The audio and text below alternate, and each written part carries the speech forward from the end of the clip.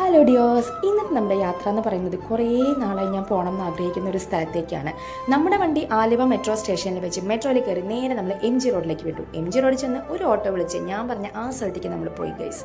വേറെ എവിടെയല്ല കേട്ടോ, കോൺവെന്റ് ജംഗ്ഷനിൽ ഉർവശിയാണ് ഞാൻ പറഞ്ഞ ആ സ്ഥലം.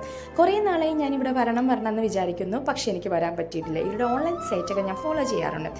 ഇവിടുത്തെ കളക്ഷൻസ് പറഞ്ഞാൽ അടിപൊളിയാണ്. ഒരിക്കലെങ്കിലും നമ്മൾ വന്ന് നോക്കണം.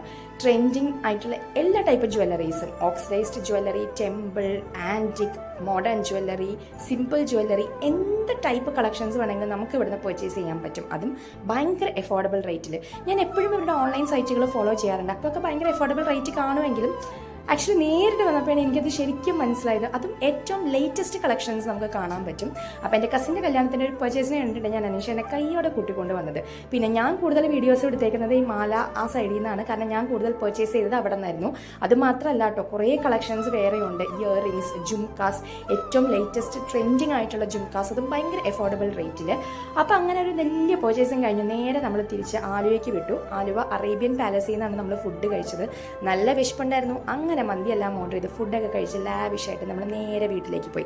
അങ്ങനെ ഞാൻ ആഗ്രഹിച്ച സ്ഥലത്ത് നല്ലൊരു പർച്ചേസ് എനിക്ക് ചെയ്യാൻ പറ്റി. അതുകൊണ്ട് തന്നെ ഭയങ്കര ഹാപ്പി ആയിരുന്നു. അപ്പോൾ ഞാൻ മേടിച്ച ഐറ്റംസ് എന്തൊക്കെയാണെന്ന് ഞാൻ പിന്നെ കാണിച്ചു തരാം. അപ്പോൾ അടുത്ത വീഡിയോ ആയിട്ട് പിന്നെ കാണാം. Tata, bye bye, take care.